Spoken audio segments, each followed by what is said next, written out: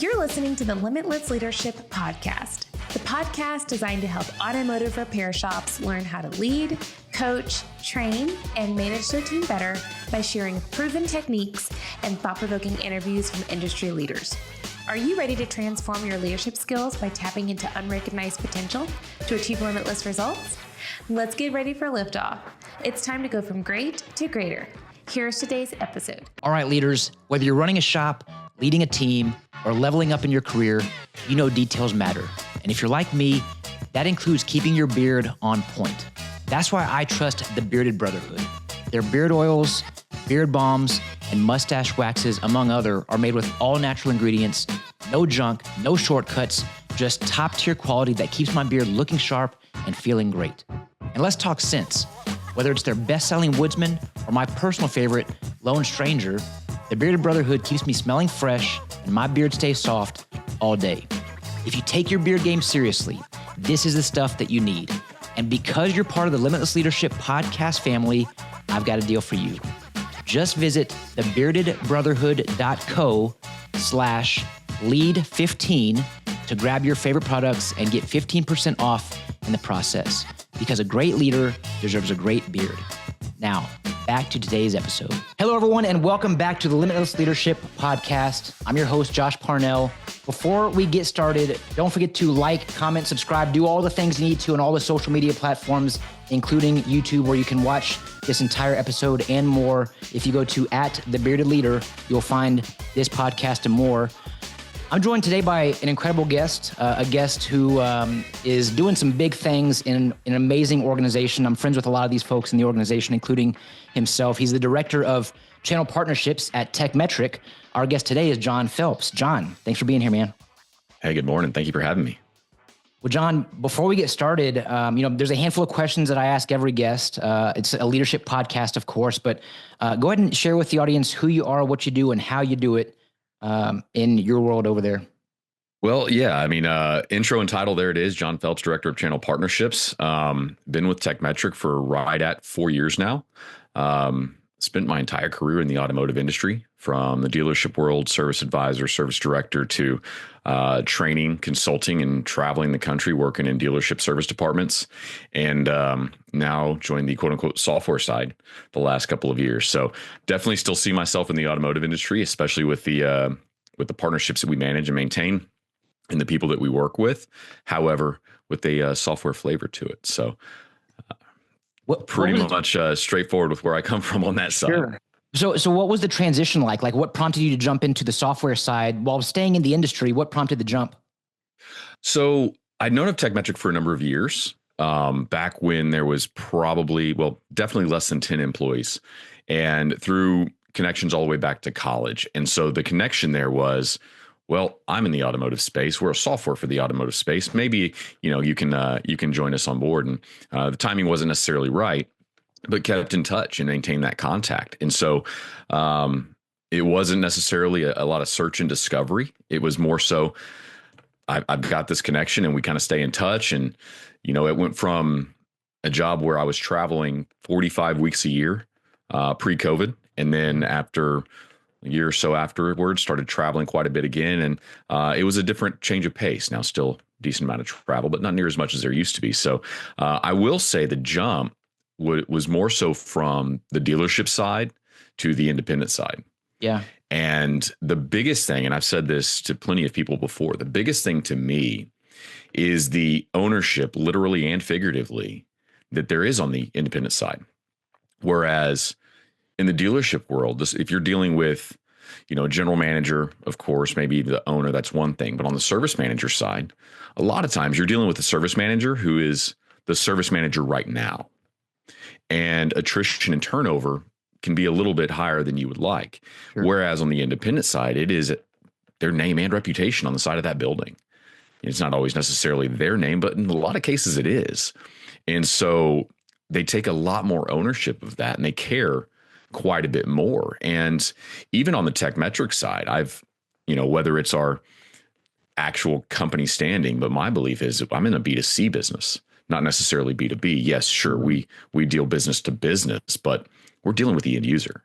we're dealing with the owners of the shops who are the consumers of our product. And then there's a beneficiary of it when it comes to the actual, their customers, the motorists, let's just say. Sure. However, to me, we're in a B2C market with the owners of the shop, and it's the ownership that they take over their business and this, again, the stake that they have, their name and reputation on the line, that to me is the biggest differentiator on this side versus where I came from previously. Well, and with that perspective, what I'm hearing is, the word that stands out is relationships, because it gives you the chance to establish and cultivate relationships. What has it been like over the last 4 or 5 years for you to establish relationships and maintain those relationships from your side with Tekmetric? So that word's huge within the role that I have, right? Director of channel partnerships. But to me, that partnership, I put a lot of stake in that word. The word partnership means it's a two-way street, but we're still in the relationship business. Yeah. Right. What mine and my team's roles are to do is to absolutely maintain relationships. And if we're unable to do that, that's where everything starts to fall apart. And the two words that I harp on a lot internally is the difference in influence versus control. Right. When it comes to the relationship business, you don't really have the control.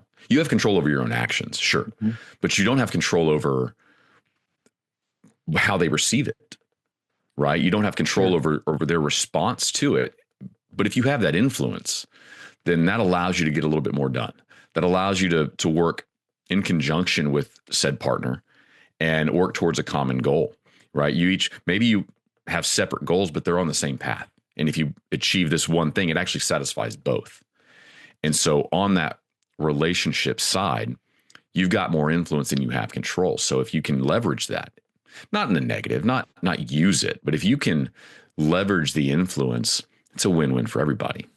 John, can you speak to the importance of establishing this relationship after the yes? And what I mean by this is we work with a lot of service managers, a lot of advisors who are making this sale, they're making this transaction, but you and I both know that the guest experience should be treated as a relationship.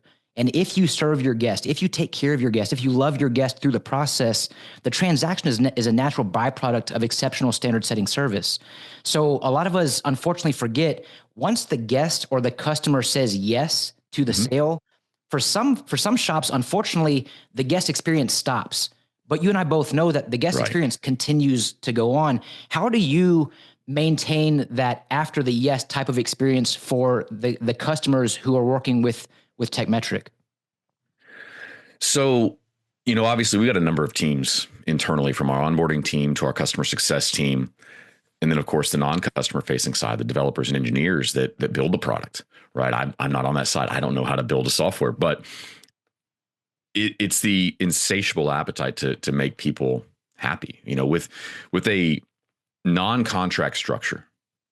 People can leave us at any time. They can call us and say, I'm not in the mood today and I'm going to cancel. Now, obviously, we're going to do what we can to try to maintain them as a customer. But the way we view this is, you mentioned the shops and the after the sale, after the yes type thing. Well, if that customer has a bad experience, they're probably not going to go back to that shop next time, right? They've passed 5 other shops on their way to that one. They're going to go to one of those next time. We view it the same way, in that they have to earn their customers' business every visit. We've got to earn our customers' business every month. So we have the same thing at stake, right? It's now, granted, they have maybe hundreds of thousands of customers, whereas that's our one customer, that shop, right? It's everybody within that shop, but that shop is our customer, and we have to earn that business month in and month out, which is why we don't have them on the contracts. That's why, well, and luckily for us, it's why we have very low churn out, is that our customers do see that value. And you can never rest on your laurels. You can never sit there and say, our product's good enough. Right. Because if that's the case, if you are stagnant and everybody else is improving, you're effectively moving backwards. And if that's the case, you're going to become outdated fairly quickly in this world, especially with the advances that we've seen in technology and everything that's going on, from AI, just consumerism, all of that. You're going to get left behind if you're not actively moving forward. 100%, man. And I've had the pleasure of watching Tekmetric grow. You shared how you knew the company back when they were 10 employees or less. And I remember sitting in, I have a background with Christian Brothers Automotive, and I remember sitting in the one of the offices downstairs in the corporate office and or home office. If you're listening from Christian Brothers, the corporate office is not, it's called the home office. We know that, but sitting in, watching Tekmetric be a pretty small company at the time, and then from that time period, just massive exponential growth, because you're not resting on your laurels, because you're regularly out there creating and cultivating relationships and serving guests. So the evolution has been fantastic to watch from afar. I'm a big believer in Tekmetric, as you know, John, and I'll ask you, you mentioned that Tekmetric is a non-contract shop management system. That's one of the values and the benefits that a customer can receive. But if I'm listening and I'm maybe considering switching shop management systems, why Tekmetric? Why is Tekmetric my next choice? So the biggest thing to me that comes to mind, and I've said this before in whether it's a talk or whether a presentation or just a conversation with the shop, is that we truly don't want to be a vendor. We'd rather be a partner, right? The pace at which we innovate, and you mentioned seeing it from afar. Well, seeing it from internally has been pretty awesome too, right? When I joined Tekmetric to now, we've more than quintupled in shop count, right? Wow. Obviously, our feature set has improved dramatically. I want to say on average, over the last 4 years, we're releasing over 3 new features a month, and not even just features, but solutions. A feature is great, but a feature is all about, look at me. If it doesn't solve anything for you, then it doesn't do you any good. Sure. So over 3 new solutions every single month on average in that time span. So seeing that growth internally is tremendous. And we don't do it alone, right? There's those of us that have the automotive background within the company. Great. However, there's also those that develop software that may not have ever worked in a shop, and we need everybody to work together in that. And so we leverage our community. We leverage the shop owners with a feature request board and understanding what people actually want, allowing others to vote on it.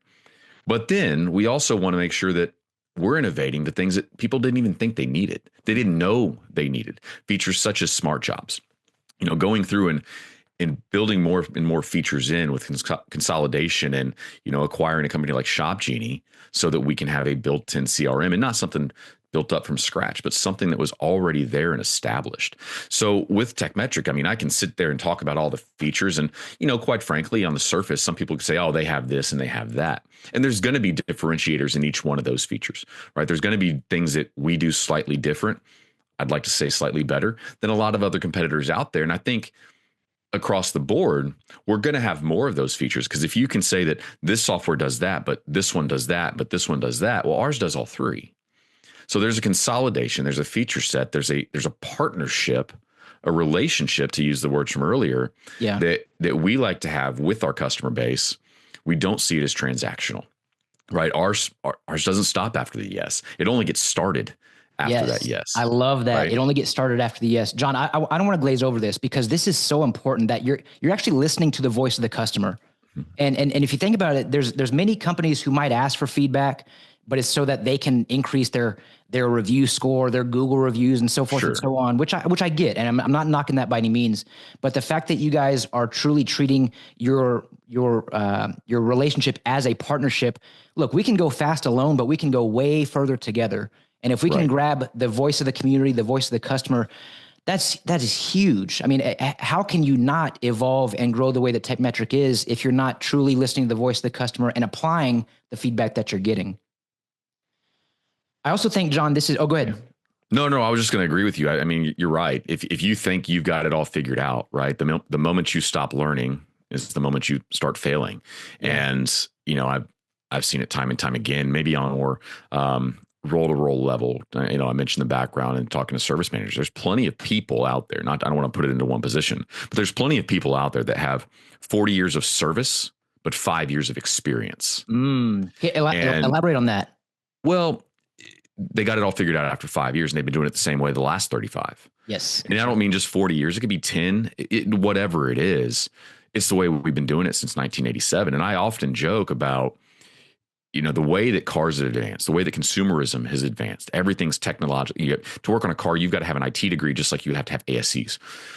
But when you walk into some shops, it's like you're walking back into 1987.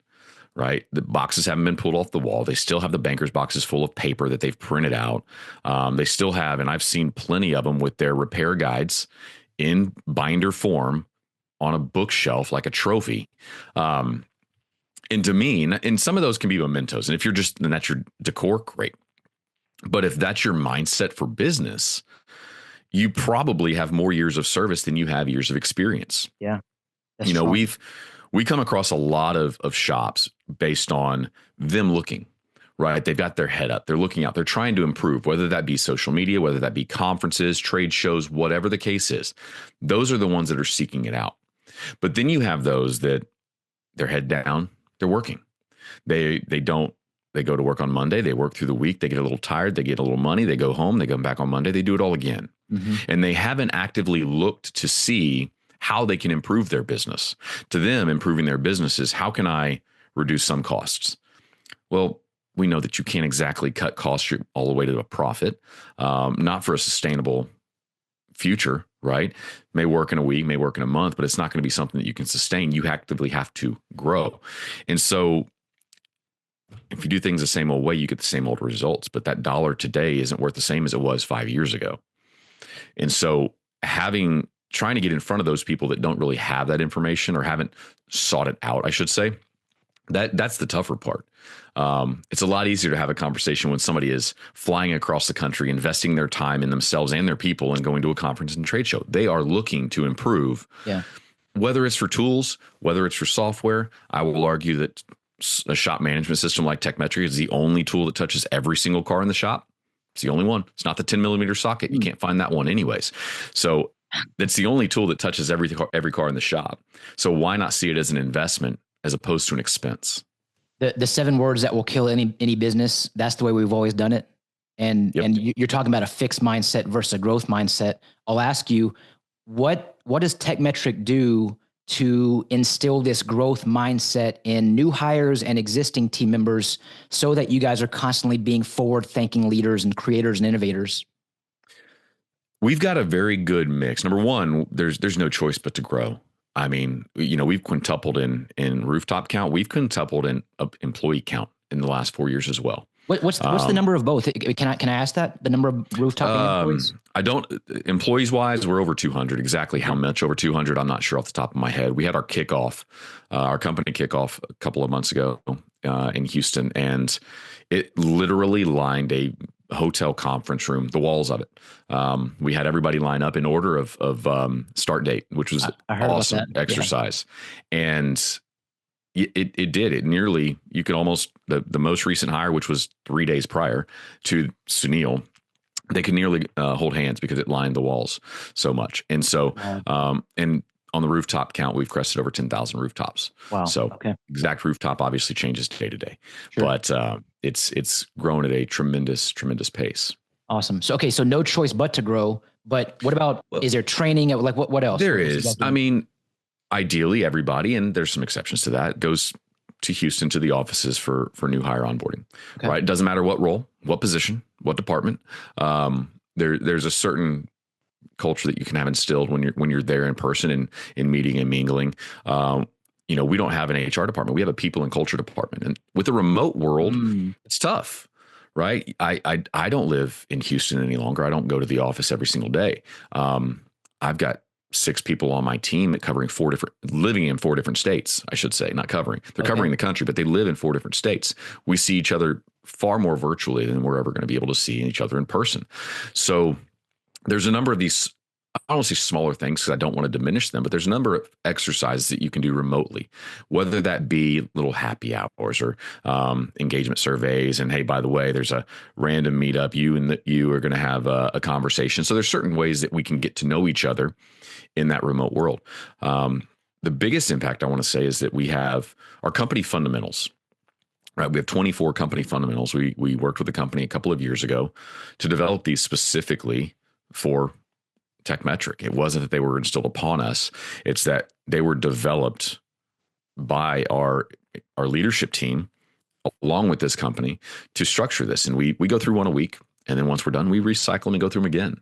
And so we want to do everything we can to do business alongside these fundamentals, right?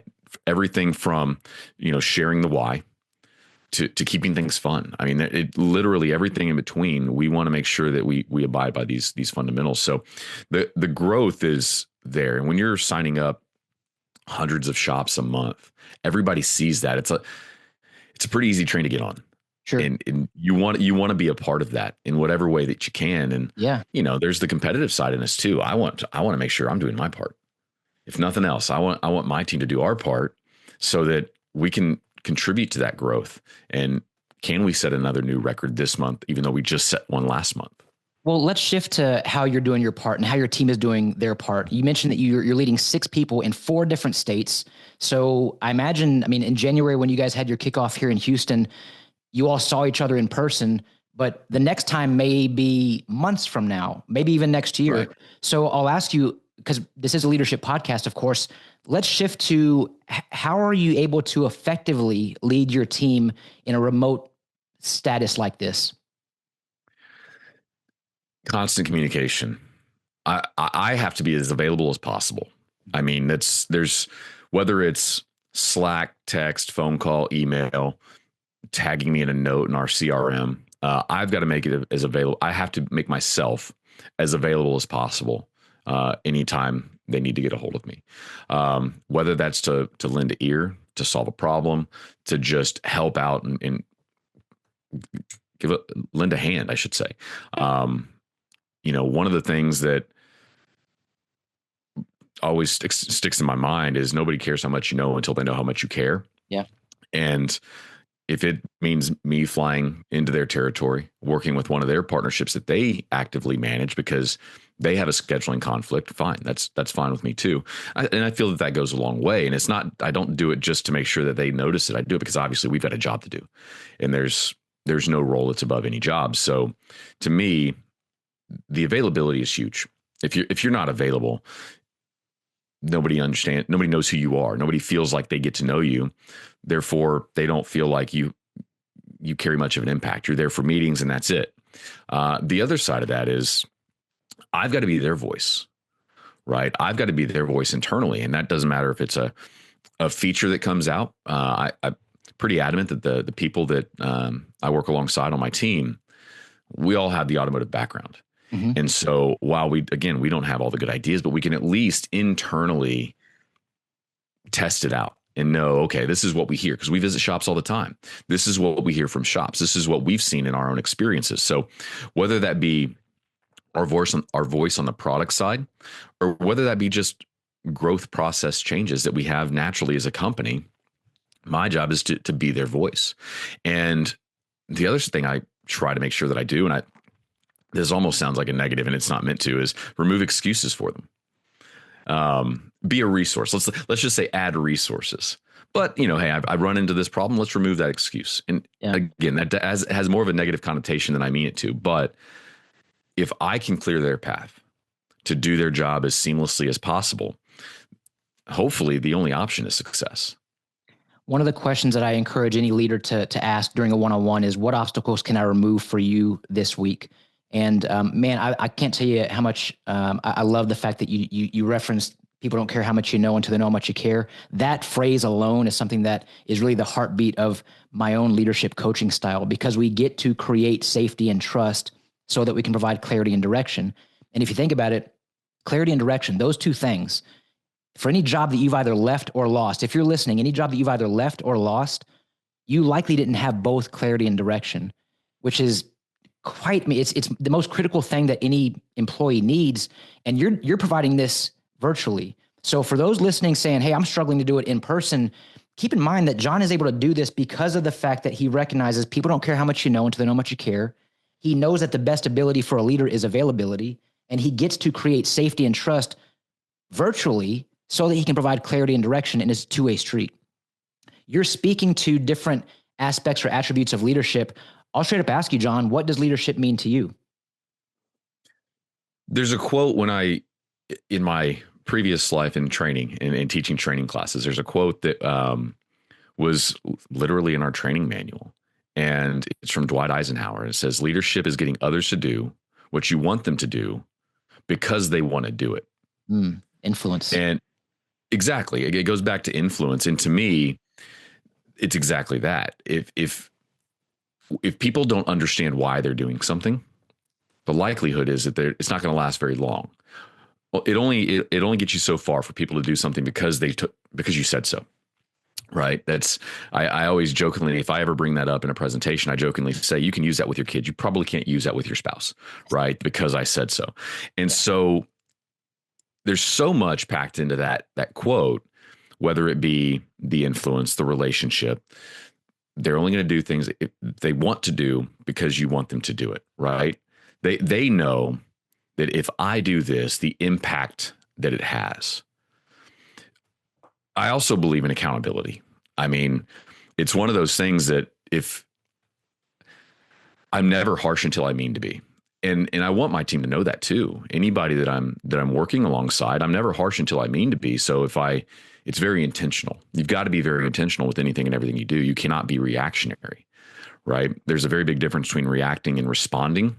Reacting is the first gut reaction that comes to mind, whereas responding is crafting something so that it doesn't happen again. Let me ask you, and I want to jump in real quick and ask you, because a lot of folks struggle with this. Like, emotional regulation is one of the greatest skill sets any of us can possess. And we know that when emotion is high, logic is low. And so a lot of us react rather than respond. Can you give us some examples or steps that we can take to start learning how to respond versus react? I mean, the best step for me would be take a breath. Let it have a thought for a second. Right. If you're reacting, if you're just saying something to fill the air, chances are logic has escaped you. You haven't thought it through. You're just saying the first thing that comes to mind, which probably isn't the most constructive. You don't want to regret your words in those conversations. Yeah. And so if anything, it's just having that moment to think through. Right. I'm not saying you have to think 10, 12 steps down the road, but at least understand where that conversation is going to go and what you want to get out of it. Sure. And typically, the more reactionary we are, the more walls go up on the other side as well. And so if I'm just going to spout something off that came to mind because, well, you hurt my feelings, so now I want to hurt yours, their wall is going to go up. And then it's just a deconstructive conversation. It doesn't get you anywhere. If anything, it harms the relationship, and it makes it tougher to gain that influence, maintain that relationship for anything that you've done in the future. There's a quote that from Ambrose Bierce, and I was just searching for it. It says, "Speak when you are angry, and you will make the best speech you will ever regret." And that kind of comes to mind when you're talking about reacting versus responding. There's so many of us who are we're listening to reply rather than listening to understand. And if we can just take time to do exactly what you said, man, take a breath, pause, process, pivot, and then you can respond in a more correct way. Brevity hadn't always been my friend. Let's just put it that way. I can overtalk something, and I like to joke about it, and still every now and then, especially if I'm on a timer, I need to watch it. But at the same time, it goes back to the 2 ears, 1 mouth, and making sure that you're not just speaking to speak. And the other side of that coin is the less you speak, the more you know. It's obviously the more you learn, but it's also the more you know. Yeah.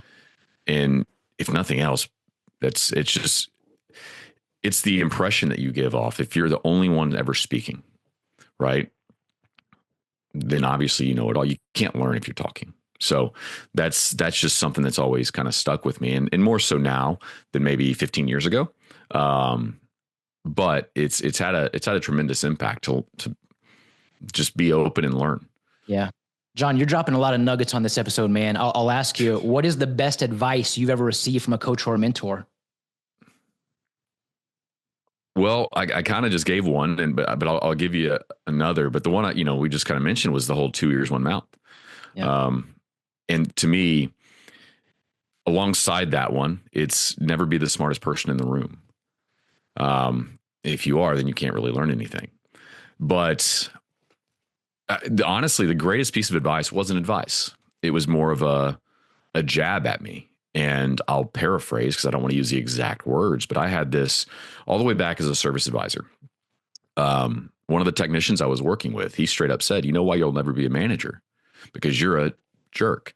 And he had different words to choose, but at the same time, that stuck with me. And that came from somebody that was a friend of mine. He was in my wedding, right? But it hit harder almost. And he wasn't necessarily a mentor, but it shined that light on, don't be reactionary. You've got to be empathetic. Know that what you say is going to carry some weight, whether you're viewed on any kind of pedestal or not. What you say is going to carry some weight. So watch the words that you say. Make sure that you choose them wisely. And then the other side of that is the 2 ears, 1 mouth. You don't always have to talk. You can sit back and you can learn and ask pointed questions. But at the same time, if you have anything to impart on that, great. Add to the conversation. But don't necessarily only make it a one-sided conversation. John, you just shared how important it is to keep people in your circle who you trust, who are going to speak truth to you even when it hurts, and how even though in that moment he was sharing something with you that was probably a very tough pill to swallow, you're likely never going to forget that moment. It sounds like that was a pretty pivotal moment in your life, but you needed him to say that. And quite frankly, he would be doing you a disservice if he didn't share that with you. And I'd imagine the trajectory of your life has even somewhat changed because of the way that you now respond versus react because of that feedback that he gave you. Absolutely. I mean, that was over 15 years ago, and, still comes to mind anytime, that type of conversation comes up. That's the quote that typically comes to mind for me. And, obviously there's so many things learned along the way and so many impressions made, some positive, some negative. I very big believer that you can learn from anybody. Some things you learn not to do. Some things you learn how to follow what they did. But other things is you learned a lot from that as what not to do. Yeah. And so everybody picks up different things. What you can pick up and employ, that's what matters. Because if you can regurgitate them, that's great. But if you're not employing them, it doesn't do you any good. So I've been very fortunate with the companies that I've worked for along the way, in a dealer group that had been around for 100 years, and slogan was obsessed with service.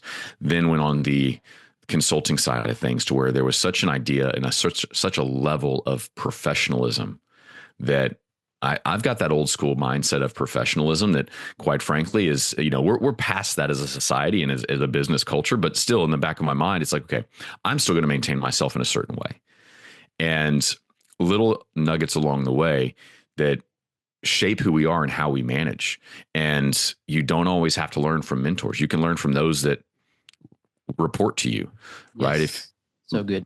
Learning how to manage somebody and understanding that two people are different, right? This person likes to be managed this way. This person likes to be managed this way. You can get the same results out of them, but you have to approach them in different ways. That, to me, I'll say it's an art that nobody can master. I haven't mastered it by any stretch, but when I'm in those one-on-one conversations, luckily I do recognize how this person takes versus this one. This one wants that not harsh, but this one wants that tough love. Whereas this one, maybe not. Maybe they need to be encouraged along a little bit more. And if you get to that point of understanding and being able to employ that, like I said, that's when you can really make that change within somebody, with their performance, but also that person themselves. John, I think that speaks to a testament of your leadership, man. Like that right there tells me that you are a good listener. You're an empathetic listener. We know that empathizing with someone doesn't mean that we necessarily have to experience the same situation as that person. Right. But it does mean that we can imagine their circumstances and accept their feelings without invalidating them. Therefore, you're able to show up differently, but accordingly for each person that you are leading. That tells me that you're a great listener. So, man, hey, this was a great listen for me. I mean, I hope it was a great listen for the audience. John, any parting words before we cut you loose? I really need to work on a sign off, I guess. You got a good radio voice too. Appreciate it. That's one thing I guess I can hang my hat on. If anything, if they ever decide to kick me out one day, I'll fall back on a microphone somehow. Hey man, jump on a podcast. Yeah, exactly. No, I mean, to me, is really just a summation of what we've talked about, right? Nobody's got it all figured out. If you do, you're definitely not gonna be the smartest person in the room. Find out the rooms that you won't be and start listening. And if you have those meaningful conversations, you can learn up, you can learn down, you can learn from anybody around you. And biggest thing here's one is you don't have to be in a managerial role to be a leader. Yeah. So good. Leadership is not given. Leadership is something that's earned through influence. And quite frankly, if you want it, you don't have to have permission to do it. Yeah. Love that. So speaking of rooms, you're going to be in some rooms upcoming. Any conventions, any conferences you're going to be attending? Just got back from one 3 days ago. Okay. In the near future, I don't have those on the docket quite yet, not until later in the year at least. But we'll see. That we with the number of people that we do like to cycle a lot of people through conferences. Luckily, a few of us have done our fair share and are always happy to go to more. But there's also those that haven't had the chance to, and really look forward to going to those. So we pull from different departments so that we can have somebody from onboarding, we can have somebody from success, we can have somebody from our payment side, our CRM side, and so on. So we'll see when they come up. I know we've got a number of shows around the country, smaller shows with some of our partnerships, all the way to larger conventions, usually capped off by SEMA at the end of the year. Awesome. Well, very good. Well, John Phelps, man, thank you again for joining us on the Limitless Leadership Podcast. Absolutely. Thanks for having me. In every episode, we look to transform our leadership skills by tapping into unrecognized potential to achieve limitless results. So thank you for tuning in to the Limitless Leadership Podcast. Have a great day, everyone. Don't forget to smile today. Tell your loved ones how much they mean to you. I'm Josh Parnell, reminding you to keep leading well.